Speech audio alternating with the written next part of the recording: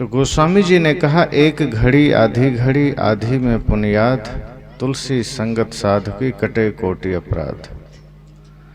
उन्होंने कहा सत्संग का तो आधी घड़ी, एक नहीं तो आधी, आधी नहीं तो आधी में भी आधी मिल जाए तो जीवन के लिए समझना कि बहुत कल्याण की बात हो गई, करोड़ों अपराध कट जाते हैं। संसार का क्षेत्र है जहां हमसे अपराध होते हैं, व्यवहार का क्षेत्र है जहां हमसे त्रुटियां होती है, और ये स्वाभाविक है कि जहां भी हम होते हैं, घर में, परिवार में, समाज में, हमसे भूलें होना स्वाभाविक है। परंतु सत्संग में जो समय हमारा बीतता है वहां हमारे अपराध कटते हैं, वहां हमारा पुण्य जागृत होता है। सत्संग में हमें ये पता चलता है कि यह मनुष्य शरीर मिला क्यों है। जो भी शरीर हमारे पास है, सत्संग से यह ज्ञात होता है कि यह शरीर अजर अमर नहीं है। बचपना थी, निकल गई, जवानी आई, निकल रही है, बुढ़ापा आ जाएगी, आ गई। और एक बात ध्यान दीजिए, बचपना आती है चली जाती है, जवानी आती है चली जाती है, परंतु जब बुढ़ापा आती है तो साथ लेकर जाती है, वो अकेले नहीं जाती। इसलिए गोस्वामी जी कहते हैं कि आप अपने समय का सदुपयोग करना चाहते हैं तो ये सोचिए कि हमारा एक एक समय, एक एक क्षण ऐसा बीते जिसमें हम सदैव समाज की सेवा, राष्ट्र की सेवा, माता पिता, गुरु की सेवा कर सकें। वही समय हमारे जीवन के लिए कीमती है, जो समय, जो शक्ति, जो सांस हमारी सेवा में बीते। जिन सांसों के द्वारा हमने सिर्फ अपना ही काम किया है, वे सांसें व्यर्थ हो गई, उसका कोई खास महत्व नहीं हुआ। और यदि हमने अपने समय, अपने शक्ति का प्रयोग किसी के कल्याण में किया है, किसी लाचार की सेवा में किया है, तो समझना कि शक्ति सार्थक हुई। आप देखिए कई जगह लोग अज्ञानता करते हैं, कोई ठेला पर कोई सामान बेच रहा हो, हम अपनी शक्ति वहां दिखाने लगते हैं। 100 रुपये का सामान है, उससे हम छूट करवा के 90 में लेना चाहते हैं। कोई चाय बेच रहा है, हम उससे छूट करवाना चाहते हैं। कोई फुटपाथ पर चप्पल बेच रहा है, वहां हम रौब दिखाते हैं। रिक्शे वाले से हम झगड़ा कर लेते हैं, 20 रुपया क्यों, हम 10 ही देंगे। लेकिन वही आदमी शहर में ओला बुक करता है, जितना बिल उठा पूरा देता है। वही आदमी मॉल में जाता है, जितना बिल है वो पूरा का पूरा देकर आता है, पूछता भी नहीं है कि ये फालतू बीच में क्या क्या जोड़ रखा है।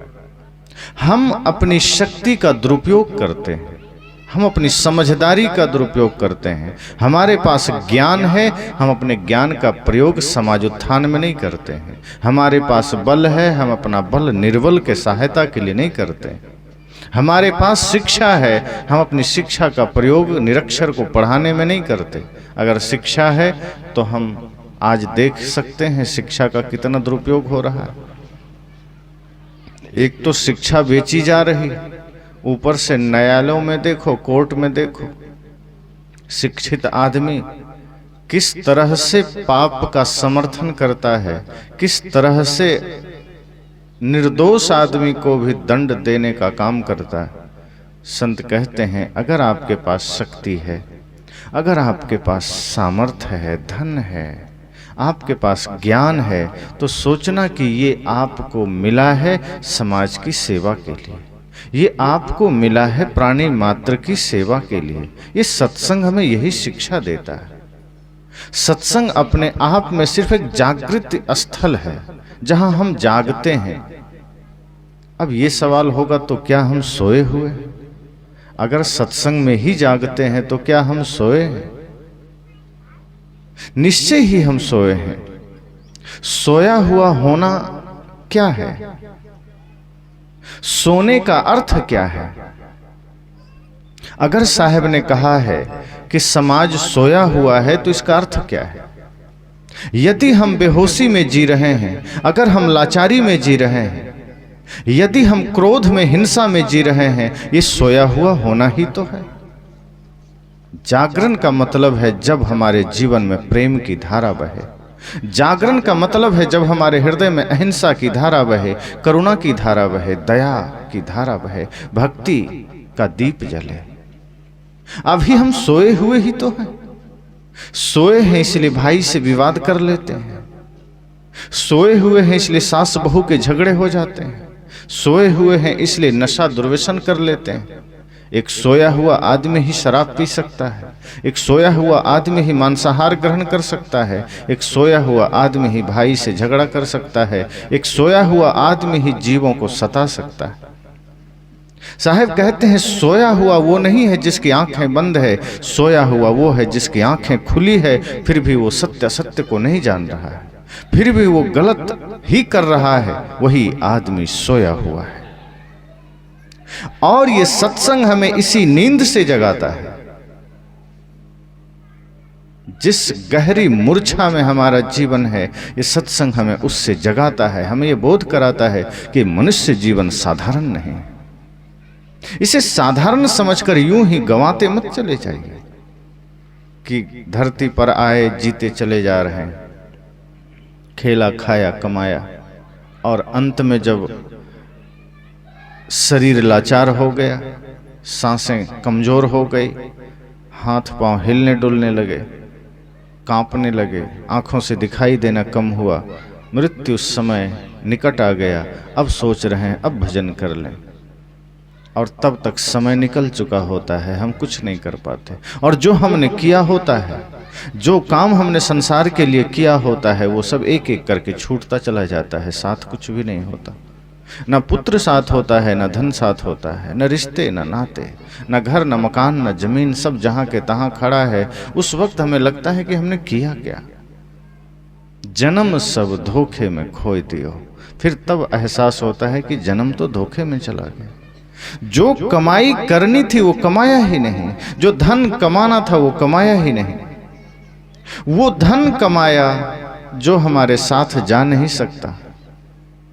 ना ये सांसारिक पद साथ जा सकते हैं, ना धन साथ जा सकते हैं। धन का उपयोग इतना है कि हम अपने भौतिक जीवन की सारी व्यवस्था कर सकते हैं। धन का उपयोग इतना है कि हम अच्छे कपड़े पहन सकते हैं।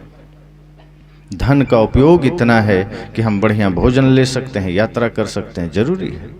बढ़िया घर बनाइए, बढ़िया कपड़े पहनिए, जरूरी है। लेकिन साहब कहते हैं ये सिर्फ शरीर तक। मीराबाई ने जब महल का त्याग किया, जब तक वो महल में थी उनके पास कमी थी। राजा की बेटी है, राजा की पत्नी है, सोना चांदी से भरा हुआ उनका दरबार है, हाथी घोड़े हजारों की संख्या में है, राजसी वस्त्र है, रेशमी वस्त्र है। लेकिन तब तक उन्होंने ये नहीं कहा कि पायो जी मैंने राम रतन धन पायो। जब पास में सारी संपदा है बाहर की, जब पास में धन है, दौलत है, तब कभी कहा ही नहीं कि मैंने राम का धन पाया। जिस दिन उन्होंने गृह त्याग कर दिया, जिस दिन सोने चांदी का त्याग कर दिया, हाथी घोड़े का त्याग कर दिया, रेशमी वस्त्र का त्याग कर दिया, और जब शरीर पर फकीरी धारण किया, तब क्या कहा? पायो जी मैंने राम रतन धन पायो,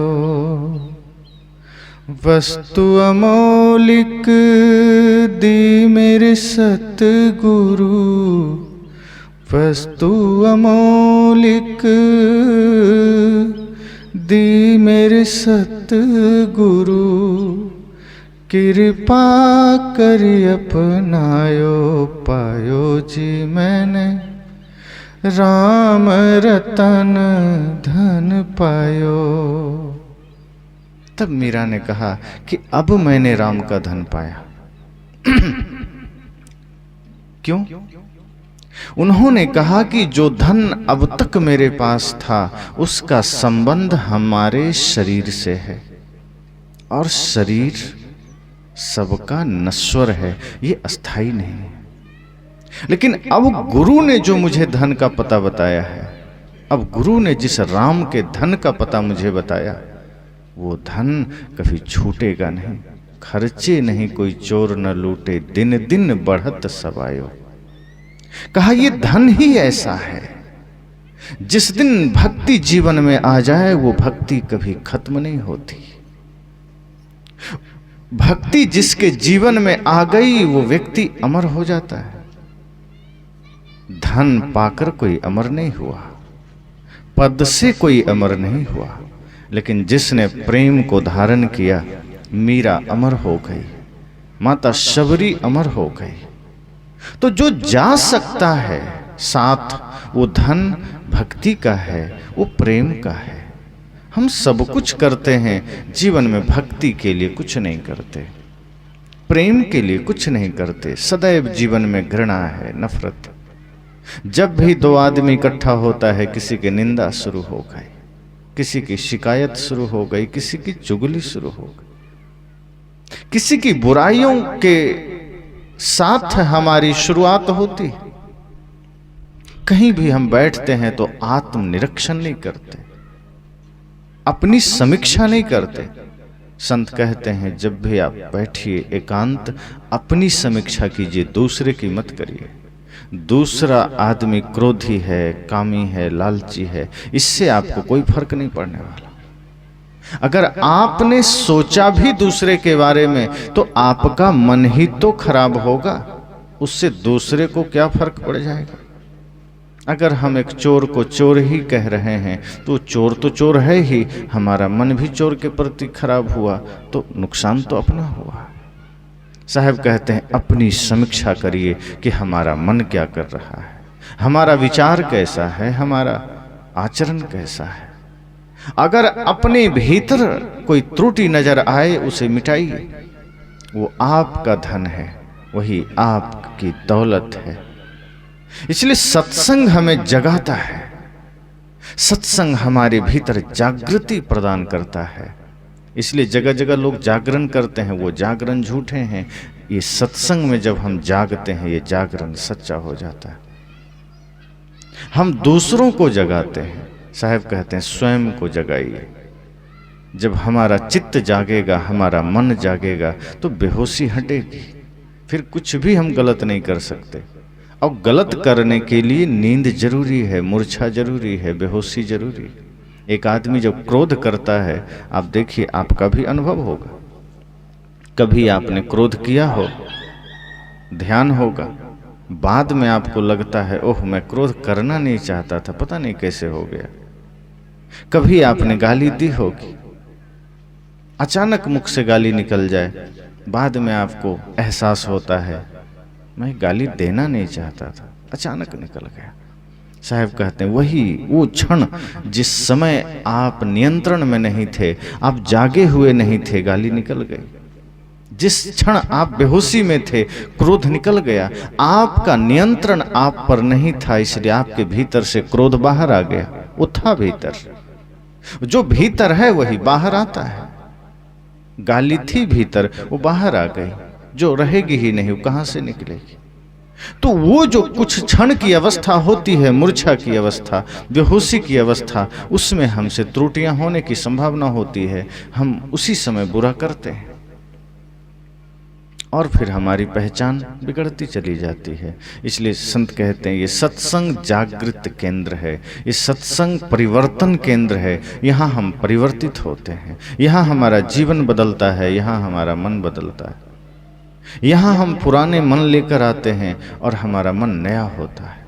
नया इस संबंध में कि फिर कल तक जो हम सोचते थे किसी के बारे में, कल तक जो हमारे विचार होते थे, वो विचार बदल जाते हैं। फिर हम जगत को दूसरे तरीके से देखने लगते हैं। फिर हम सिर्फ अपने लिए नहीं जीते हैं। फिर जिस माँ के लिए हमारे हृदय में सम्मान नहीं था, सम्मान जागृत हो जाता है। जिस पिता के लिए सम्मान नहीं था, उस सम्मान जागृत हो जाता है। आज पढ़े लिखे बच्चे क्या करते हैं?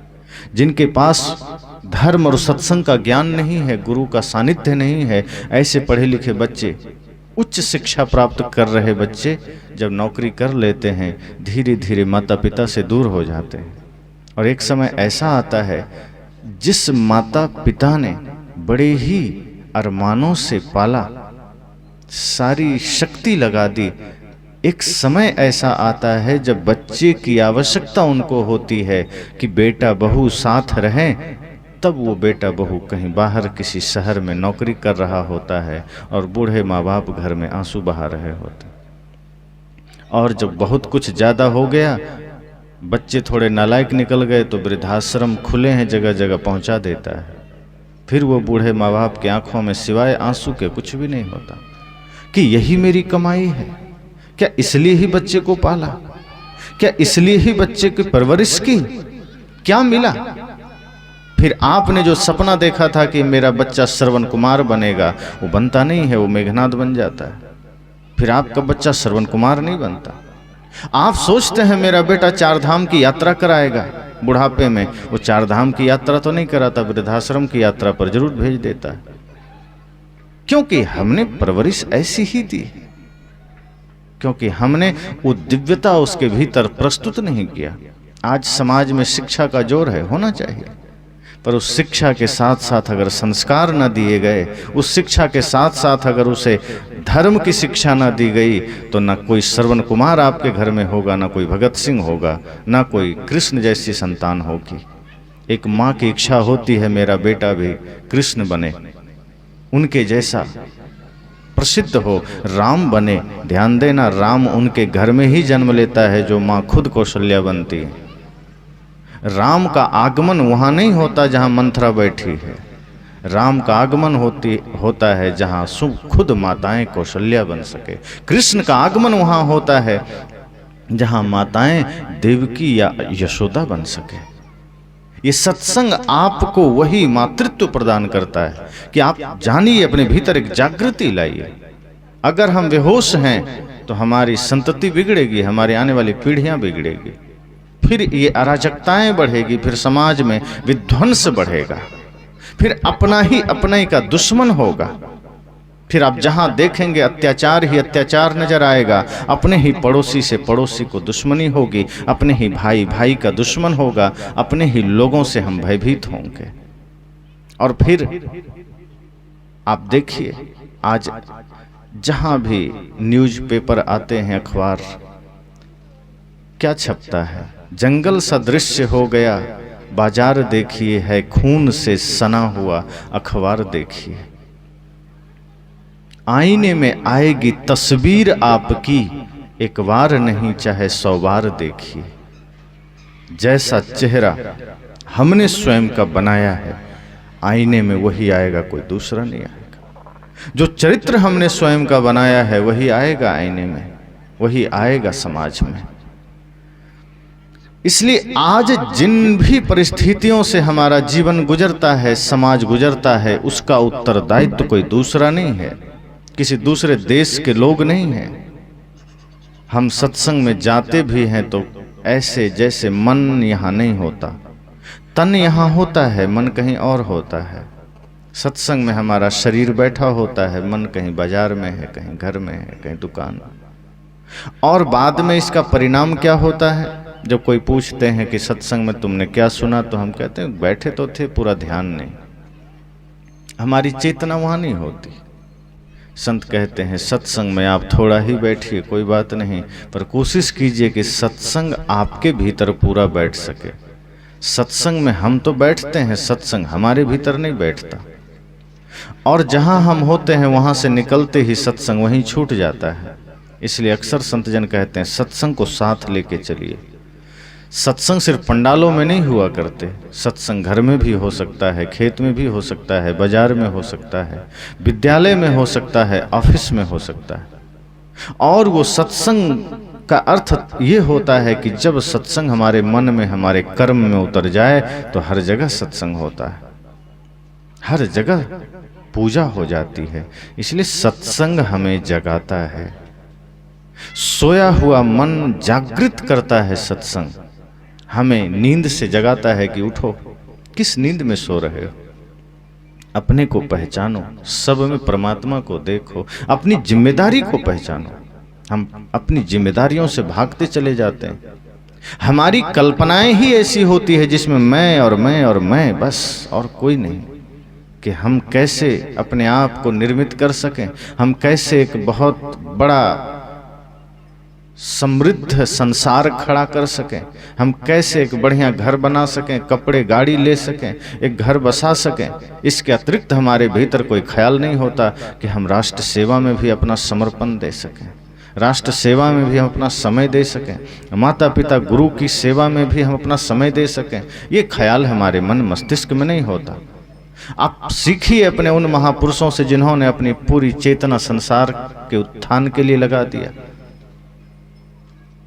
अगर आप पुरुष हैं, आप उन महापुरुषों से सीखिए जिन्होंने अपनी पूरी तपस्या संसार के लिए की। उन शहीदों से सीखिए जिन्होंने देश की आजादी के लिए स्वयं को शहीद कर दिया। उन वीरांगनाओं से सीखिए जिन्होंने स्वयं को, अपने आप को देश के लिए न्यौछावर कर दिया। लेकिन हम इतने बेहोश होते हैं कि हमें कुछ पता ही नहीं होता कि धर्म क्या है। धर्म को हमने बाहरी चिन्ह समझा कि तिलक लगा लिया हम धार्मिक हो गए, कि माला पहन लिया हम धार्मिक हो गए, कि कोई लाल पीले वस्त्र ओढ़ लिए हम धार्मिक हो गए, कि राम नाम की चादर ओढ़ लिए धार्मिक हो गए, किसी मंदिर में 1 घंटे बैठ लिए हम धार्मिक हो गए। हमारा धार्मिक होना ऐसा ही है जैसे आपने कथा सुनी है, एक रंगा सियार था, वो गलती से नीले टब में गिर गया था। धोबी के घर वो कपड़े रंगने के लिए रखा था, तो रंग नीला था, गिर गया। वो जब बाहर आया, किसी तालाब में देखा उसका कलर नीला, तो वो चालाक तो होता ही है, उस सबसे कहा। लोग भी घबराए, जितने जानवर थे वो भी डरने लगे कि सब तो एक जैसे हैं, सबको हमने जाना है, पहचाना है, ये नीला जानवर हमारे बीच कौन आ गया भाई, ये है कौन? सब लोग खौफ खाने लगे। और वो भी चालाक आदमी, उसने कहा भगवान ने मुझे भेजा है तुम सब पर राज करने के लिए, तुम्हारा नया राजा मैं हूँ। अब शेर भी घबराया, कहीं भगवान ने सच में भेजा हो और बीच में हम कुछ इधर उधर करें तो भगवान से कौन दुश्मनी ले। उसने भी हाथ जोड़ा, ठीक है तुम ही राजा, स्वीकार कर लिया। अब वो चालाक आदमी सब पर शासन करने लगा। सियार भी घबराए, सब जानवर घबराने लगे, भेड़िया घबराया, लकड़बग्घा, शेर, बाघ, हाथी सब नमन करता, और ये मौज में रहने लगा, चुपचाप बैठा, मौज मस्ती में दिन गुजरने लगा। शेर धीरे से सोचा कि ये आदमी, ये जो राजा बनकर हमारे बीच आया है, इसका आकार प्रकार और शकल तो भेड़िया सियार से मिलता है, ये सियार जैसा ही दिखता है, फिर ये अलग कैसे हो गया, इसका कलर नीला कैसे हो गया? कोई तो बात होगी। और सियारों को भी लगे, क्योंकि अपने ही बीच कोई आदमी नेता बन जाए तो दूसरे को कई बार ईर्ष्या होती है कि हम यहीं रह गए, पड़ोसी नेता बन गया, तो कई बार पड़ोसी ही पड़ोसी का टांग खींचने में आगे हो जाता है। और अपने देश की तो ये परंपरा है कि हमारे देश में टांग खींचना आम बात है। आप सफल हो रहे हैं, आपका ही घर का आदमी, पड़ोस का आदमी, गांव का आदमी आपके टांग खींचने के लिए सबसे आगे खड़ा होगा ताकि आप सफल ना हो जाएं। एक बार अमेरिका में केकड़ा प्रतियोगिता हुआ, सभी देश के बढ़िया बढ़िया केकड़े मंगाए गए कि कौन सबसे बढ़िया है, उसकी प्रतियोगिता थी। तो सब देश का अलग अलग केकड़ा टोकरी में रखा गया, और भारत से भी एक आदमी केकड़ा लेकर पहुंचा अमेरिका। तो जितने देश के केकड़े आए थे उन सभी टोकरियों में ढक्कन लगे थे कि कहीं केकड़ा बाहर ना आ जाए। उसके जो पैर होते हैं बड़े नुकीले होते हैं, किसी को पकड़ लिया तो झूठ मूठ के नुकसान हो जाएगा। भारत से जो केकड़ा लेकर आदमी गया था उसने टोकरी का ढक्कन लगाया नहीं था। अब बार बार लोग कहे, अरे भैया तुम तो टोकरी का ढक्कन लगा दो, बाहर आ जाएगा, भीड़ है, किसी के ऊपर चढ़ गया तो झूठ मूठ के उसके नाखून लग जाएंगे। जो आदमी लेकर गया था कहा आप चिंता ना करें, भारत से जो केकड़े हम लेकर आए हैं ये कभी टोकरी से बाहर नहीं आएंगे। कहा क्यों, तुम इतने कॉन्फिडेंस से कैसे कह सकते हो? कहा मेरा विश्वास करो, हमारा केकड़ा है, हम जानते हैं इसके बारे में, हम रग रग से वाकिफ हैं, ये कभी बाहर आएगा ही नहीं। दूसरे देश के लोगों ने कहा अरे फिर भी तुम थोड़ी सावधानी तो बरतो, ढक्कन लगा दो, क्या दिक्कत है। उसने कहा ध्यान से देखो, एक केकड़ा ऊपर चढ़ रहा है, दूसरा टांग खींच रहा है, वो चढ़ने ही नहीं देगा।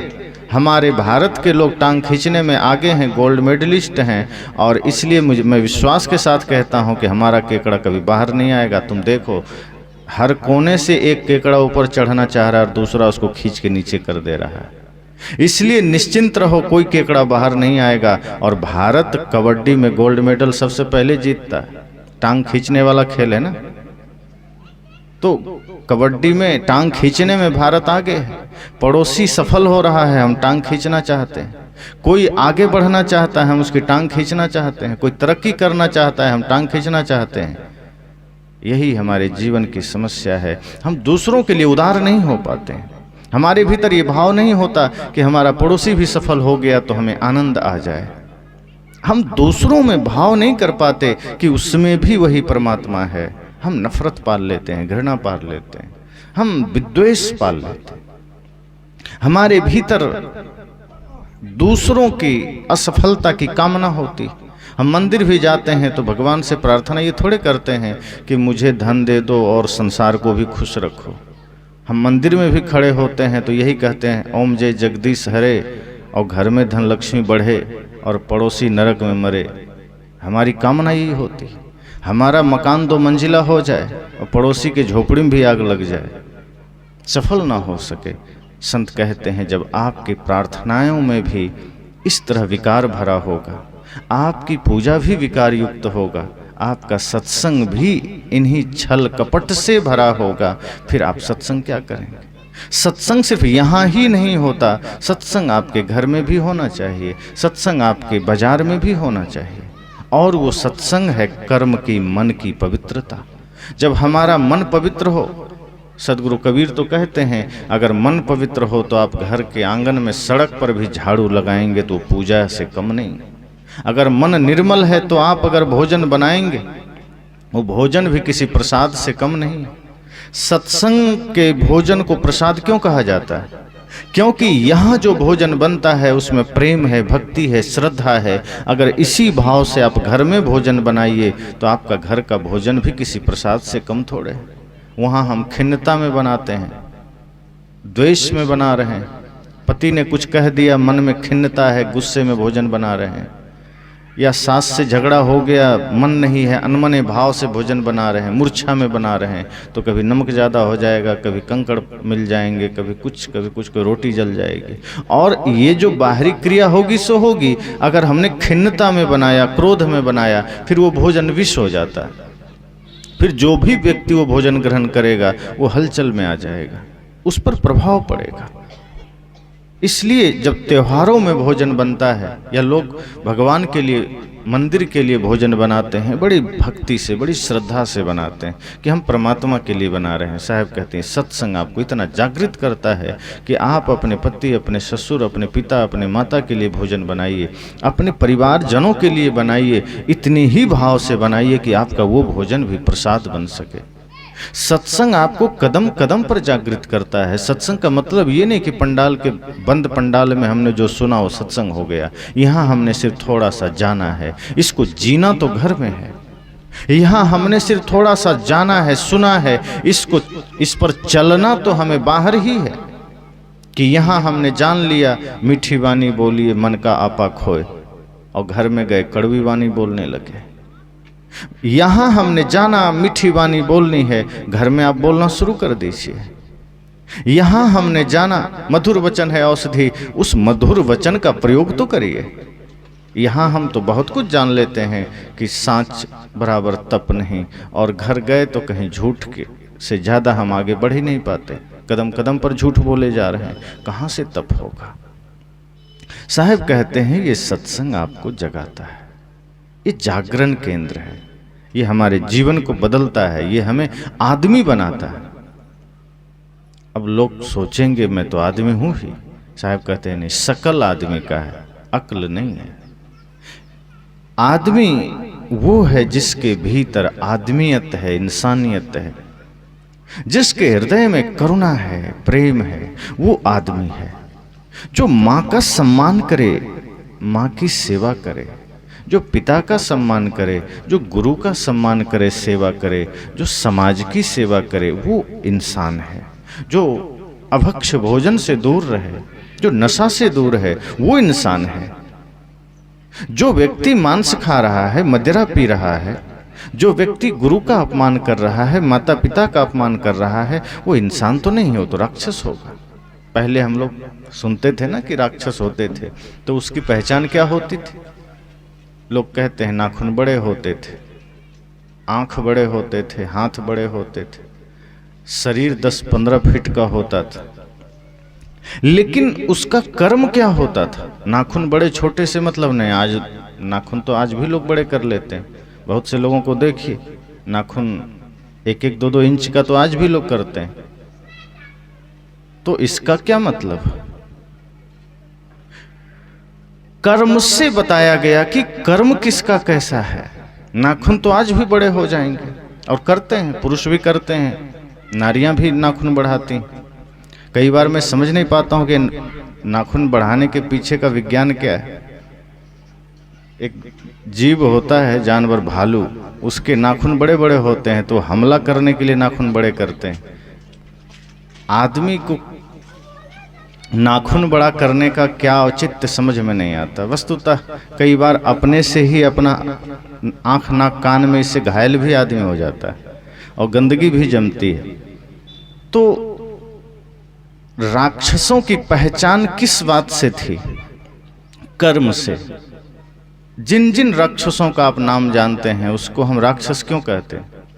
क्योंकि वो मदिरा पीता था, मांस खाता था, गुरु का अपमान किया, पत्नी का अपमान किया, माता पिता का अपमान किया, समाज के साथ वो संबंध बना के नहीं रखता था। जहां यज्ञ हो, यज्ञ विध्वंस कर दे, धर्म का विरोध करे, उसे हमने राक्षस कहा। सोचो, जो काम आज इंसान वही करे, वही काम करे, मदिरा पिए, मांसाहार करे, माता पिता गुरु का अपमान करे, तो क्या है? राक्षस नहीं है क्या? व्यक्ति शकल से नहीं, कर्म से राक्षस बनता है। अपने कर्म से ही कोई देवता बनता है, अपने कर्म से ही कोई राक्षस बनता है, अपने कर्म से ही कोई देवी बनती है, अपने कर्म से ही कोई दानवी बनती है। अगर कर्म बढ़िया हो तो इन्हीं नारियों में कोई मदालसा बन जाती है, कोई मीरा बन जाती है, कोई लक्ष्मीबाई बन जाती है, कोई माता सीता बन जाती है। कर्म बिगड़ जाए तो इसी में कोई शूर्पणखा है, इसी में कोई मंथरा है, इसी में कोई पूतना है, ताड़का है, हिडम्बा है। कर्म बढ़िया है तो इसी में कोई राम है, कृष्ण है, बुद्ध है, महावीर है, कबीर है, नानक है। कर्म बिगड़ गया तो इसी में कोई रावण, कौरव, कंस है। इसलिए सत्संग हमें जागृत करता है। सत्संग सिर्फ मस्तिष्क में घुमाने वाला शब्द नहीं है, सत्संग आचरण में उतारने वाला दर्शन है कि आप घर में भी रहें तो घर में सत्संग कर सकें, आपका घर मंदिर बन सके। हम बाहर मंदिर बना लेते हैं, घर हमारा कबाड़खाना बना होता है। बाहर के मंदिर की सफाई हमने की है, हमारा मन गंदा है, हमारा जीवन गंदा है, हमारा भोजन गंदा है, शरीर है कबाड़खाना, और बाहर हमने बना दिया मंदिर। तो जो कबाड़खाना स्वयं शरीर को जिसने बना लिया, उस शरीर में देवत्व का निवास कहाँ से होगा? उस शरीर में परमात्मा का निवास कहाँ से होगा? उसमें तो आसुरी शक्ति ही बैठेगी। और जिस शरीर में, जिस हृदय में आसुरी शक्ति का निवास है, वहाँ से प्रेम प्रकट नहीं हो सकता, वहां से इंसानियत का जन्म नहीं हो सकता, वहां से माता पिता गुरु के लिए सम्मान के भाव नहीं जग सकते। फिर वो आदमी वही करेगा जो कभी राक्षस किया करते थे। फिर हमारी यात्रा संसार की ओर होगी, हमारी यात्रा स्वार्थ की ओर होगी, परमार्थ की ओर तो नहीं होगी। फिर हमारे जीवन के झगड़े नहीं मिटेंगे, फिर हमारे झगड़े पड़ोसियों से चलते रहेंगे, सास बहू के झगड़े चलते रहेंगे, भाई भाई के झगड़े चलते रहेंगे। फिर हमारे जीवन में कोई परिवर्तन नहीं आएगा। इसलिए हम सबको यह सोचना है कि सत्संग हमें जगाता है। सत्संग हम करते ही इसलिए कि हम जाग सके। सोए बहुत हुए अब जाग, संत कहते हैं कि हम मोह की नींद में सोए हैं, अज्ञानता की नींद में सोए, अब तो जागो। ये शरीर जागने के लिए मिला है। आप देखिए अन्य जीवों को, वो कुछ नहीं कर सकते, वो सीमित हैं, वो भोग पा रहे हैं, जब हम इस शरीर में कर्म गलत करते हैं, जब हम मनुष्य शरीर में पाप पर पाप किए चले जाते हैं, और जब हम कोई पुण्य नहीं करते हैं, तो अगला जन्म हमें फिर अन्य किसी जीव जंतु में जाना पड़ता है। क्योंकि मनुष्य के अलावा जितना भी जोनी है, जितना भी खानी है, वो सब हमारे कर्मफल भोगने के लिए है। और हम इतना ज़्यादा पाप इस जीवन में कर लेते हैं कि उन सारे पापों की सज़ा यहाँ तो भोगते ही हैं, उसके अनुरूप दूसरा जन्म हमको वही मिलता है, वहाँ भी हम दंड पाते हैं और भोगते हैं।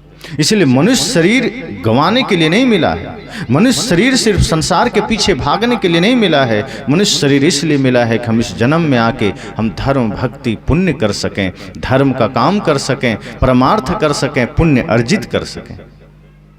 कुत्ता को हम कितना भी ज्ञान देंगे वो सत्संगी नहीं बन पाएगा, उसके पास कोई संभावना नहीं है। बिल्ली को हम यहाँ बैठा दें और 7 दिन तक गीता का ज्ञान सुनाएं, 8वें दिन अगर उसको खोलेंगे वो चूहा पर एक बार में झपट्टा मारेगी, उसको कोई फर्क नहीं पड़ता कि हमने गीता सुना है।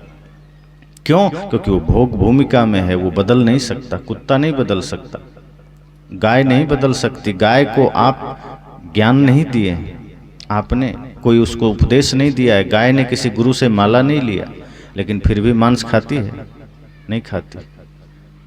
गाय मांसाहार नहीं करती, नशा नहीं करती, कहीं सत्संग में नहीं गई है।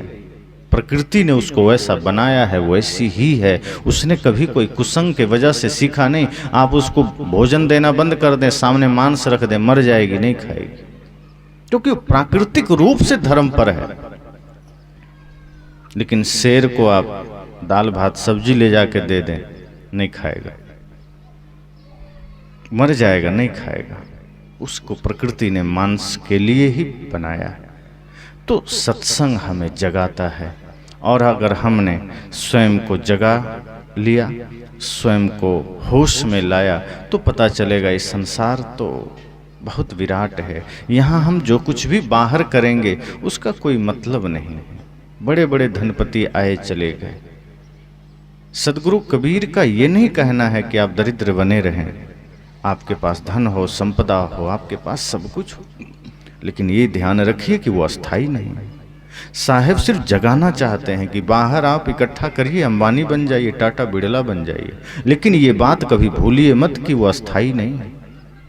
जिस शरीर के लिए आपने जोड़ा है, ये शरीर अस्थाई नहीं।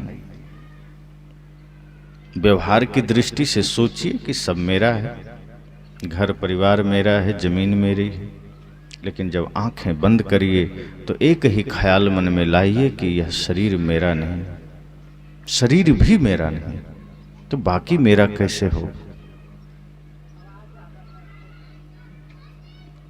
ज्यादा आवाज जा रही है, धीरे बोलें। अच्छा, उनको स्पीकर के पास बैठाइए कुर्सी लगा। तो कोई बात नहीं, अवस्था है। और बूढ़ी माता जीवन भर तो सुनी है, अब कितना सुनोगे? अब तो प्रकृति ने विराम दिया है कि अब अपने को सुनो। इस अवस्था में यही होता है, शरीर की अवस्था ऐसी। अवस्था ढलती जाएगी, एक एक अंग की शक्ति कम होती जाएगी। अभी जब हमारे पास शक्ति है, अभी जब हमारे पास कान सही हैं, तो हम सुनने को राजी नहीं। बूढ़ी माता से सीखिए। अब उनकी अवस्था ढली है, अब वो सत्संग सुनना चाह रहे हैं, ज्ञान सुनना चाह रहे हैं, प्रकृति ने शक्ति ही छीन लिया है। इसी तरह आंखों की रोशनी चली जाएगी, पैर लड़खड़ाएंगे। किसी ने कहा कि इस दुनिया का सबसे बड़ा विश्वविद्यालय कौन है, सबसे बड़ा शास्त्र कौन है? संत ने ऐसे ही वृद्ध की तरफ इशारा किया कि दुनिया का सबसे बड़ा विश्वविद्यालय ऐसे ही वृद्ध वृद्धाएं हैं, जो आपको जीवंत शिक्षा दे रहे हैं कि जो भी करना है जवानी में कर लेना, बुढ़ापा आएगी सुनना कठिन होगा, बुढ़ापा आएगी चलना कठिन होगा, बुढ़ापा आएगी देखना कठिन होगा। इसलिए ये जो धर्म का काम है, इसको बुढ़ापे पर मत टाल देना। आप सारे संसार के काम जवानी में करते हो, सत्संग बुढ़ापे में टाल दिया। जो जवानी में ही करना था, जिसको इसी क्षण करना था, उसे कल पर टाल दिया, और जिसे कम भी करेंगे तो चलेगा, उसे आज ही करने जा रहे हैं। इसलिए सत्संग का अर्थ है कि हम सत्य का संग कर सकें, प्रेम का संग कर सकें, अहिंसा जीवन में धारण कर सकें। सत्संग सिर्फ हमारे भीतर में एक ज्ञान दीप जलाता है। जैसे सूरज उदय होता है तो सारा अंधकार मिट जाता है, ऐसे ही जब सत्संग हमारे हृदय में जागृत होता है तो हमारे भीतर का सारा किंतु परंतु खत्म हो जाता है, सारे आडंबर खत्म हो जाते हैं, सारे प्रपंच खत्म हो जाते हैं। फिर हम जगत को सही सही देखने लगते हैं, फिर हमें सब कुछ सही सही नजर आने लगता है कि थोड़े दिन का जीवन है और हम तैयारी ऐसा कर रहे हैं जैसे हम करोड़ों साल यहीं रहेंगे। थोड़ा ही जीवन हो, 100 वर्ष की आयु मिले कोई जरूरी नहीं है कि सबको मिल जाएगा। लोग कहते हैं जो अच्छा कर्म करता है आयु लंबी हो जाती। भगत सिंह 23 वर्ष ही जिए, काहे नहीं 100 वर्ष जिए। खुदीराम बोस 14 वर्ष ही जिए, उधम सिंह 19 वर्ष ही जिए, विवेकानंद जी कम ही समय जिए, लक्ष्मीबाई 30 साल ही जिए। कर्म से कोई मतलब नहीं है, आप कितना तत्पर हैं। अगर आपके भीतर तत्परता है, आपके भीतर लगन है, तो आप 20 साल की आयु को भी अजर अमर बना सकते हैं। तत्परता नहीं है, बेहोशी है, तो 100 साल की भी आयु मिल जाएगी, पड़ोसी को पता नहीं चलेगा कि बगल में कोई रहता था, आपके नामो निशान खत्म हो जाएंगे। इसलिए जीवन उम्र से नहीं गिना करते, कर्म से गिना करते हैं कि हमने अपने जीवन में कर्म कैसा किया है, हमने अपने जीवन में कर्तव्य कैसा किया है। अगर हमने अपने जीवन में कुछ अच्छे काम किए हैं तो आपको किसी को बताना नहीं पड़ेगा, दुनिया जान लेगी। कहीं किसी मरुस्थल में गुलाब खिल जाए तो गुलाब को निमंत्रण कार्ड नहीं बांटना पड़ता है, भंवरे खुद पहुंच जाते हैं उसके पास खोजते खोजते। अगर हमने कुछ शुभ काम किए हैं, हमने कुछ परमार्थ किए हैं, तो आपकी खुशबू खुद वातावरण में तैरने लगती है, लोग आपको जानने लगते हैं। अगर हमने बनावटी जीवन जिया है, बाहरी, मात्र बाहरी, जैसे आर्टिफिशियल फूल होते हैं जो सामने लगे, दिखते खूबसूरत हैं पर इसमें भंवरे कभी नहीं आएंगे। आदमी एक बार धोखा खा जाए पर भंवरों को धोखा नहीं होगा। आप यहाँ कितने भी कीमती कागज के और प्लास्टिक के फूल लगा दें, भंवरे आएंगे क्या? उनको पता है कि ये मेरे लायक नहीं है, इसमें मेरा कोई रस नहीं। ये सिर्फ आंखों के लिए है, खूबसूरत दिखेगा और आदमी भूलता ही है, लेकिन जानवर कभी नहीं भूलता। इसलिए जो करना है इसी क्षण, इसी समय में करना है। यही समय उपयुक्त है। कल को किसने देखा है? कल का पता है किसी को? किसी को पता नहीं। कल क्या होगा कोई जानता नहीं। इसलिए संसार का काम करिए, लेकिन धर्म का काम, परमार्थ का काम, पुण्य का काम कल पर मत टालिए। इसलिए सत्संग हमें जगाता है। आज के इस सत्र में यही मंगल कामना कि हम सब सत्संग के वास्तविक अर्थ को समझ सकें और कोशिश करें कि सत्संग के द्वारा हम अपने अपने जीवन में परमार्थ को स्वीकार करेंगे। परमार्थ का अर्थ होता है वह सेवा, वह कर्तव्य, वह प्रयोजन जिसमें सिर्फ अपना हित न हो, जिसमें समाज का हित हो, राष्ट्र का हित हो, जिसमें प्राणी मात्र के प्रति सेवा का भाव हो, वही परमार्थ है।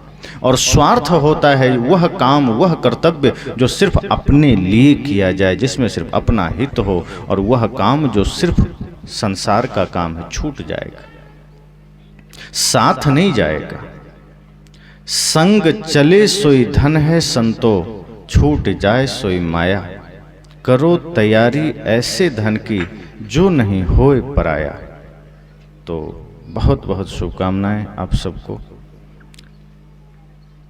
और सदैव होश हमारे जीवन में बना रहे।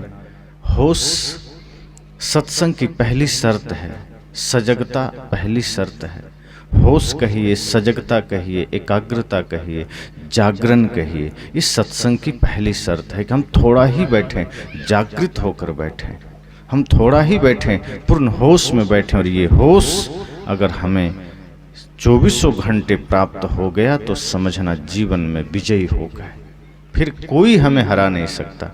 फिर आदमी जो हम सुनते हैं संतों के बारे में, फिर कि बुद्ध रास्ते में जा रहे हैं, किसी ने गाली भी दे दिया तो बुद्ध मुस्कुरा देते हैं, फिर वो अवस्था हमारी आ जाएगी। फिर वो दिव्यता हमारे पास आ जाएगी कि दुनिया कुछ भी कहे, हम अपनी मस्ती में, अपने आनंद में होंगे और हम भी सुखी रहेंगे, दूसरों को भी सुख दे सकेंगे। तो सत्य हमारा धर्म हो, अहिंसा हमारा धर्म हो, प्रेम हमारा जीवन हो, इससे बड़ा कुछ भी नहीं है। बाकी जो भी है वो सिर्फ क्षणिक है। आज है, कब वो छूट जाए कोई पता नहीं। आप सब आज इंटरनेट का ज़माना है, मोबाइल पर देखते हैं, बड़े बड़े धनपति क्षण भर में राख हो जाते हैं, आगे कोई नाम लेने वाला नहीं होता। बेटा भी उसको दर्शन करने को तैयार नहीं। सहारा कंपनी के जो अभी हेड थे, चेयरमैन, कितना नाम कमाया, लेकिन ऐसी स्थिति आई कि बेटा लंदन से आया नहीं दर्शन करने। यही अवस्था होती है। लेकिन जिसने धर्म का धन कमाया है, जिसने भक्ति का धन कमाया है, अगर उसका अंतिम समय भी आ जाए तो लाखों भीड़ पीछे खड़ी हो जाती है अंतिम दर्शन के लिए, क्योंकि हमने वो धन कमाया है जो धन पूरे समाज के लिए, राष्ट्र के लिए उपयोगी होता है, और जो धन कोई लूट नहीं सकता, बांट नहीं सकता। वो भक्ति का, प्रेम का धन है। बाहर का धन आपने कमाया, जमा किया, सब लूट जाता है, बंट जाता है। उसका उपयोग सिर्फ शरीर के लिए रखिए। धन का लक्ष्य सिर्फ सुविधाओं के लिए रखिए कि हमें बढ़िया घर मिल जाए, बढ़िया कपड़े मिल जाए, गाड़ी मिल जाए, सुविधाएं रखिए, धन अधिक है, सेवा करिए, लेकिन अंत में ये ख्याल बना रहे कि अभी मुझे वो धन कमाना है जो मेरा साथ कभी छोड़ेगा नहीं। अभी मुझे वो प्रेम और भक्ति, सत्य का धन कमाना है। अभी मुझे वो मानवता का धन कमाना है जो हम जहाँ जहाँ जाएंगे, जिस जिस जन्म में रहेंगे, ये धन हमारे साथ रहेगा। धन बाहर का नहीं जा सकता, धर्म का धन साथ जा सकता है। इसलिए साहब ने कहा, बने जो कुछ धर्म कर ले, यही एक साथ जाएगा। बस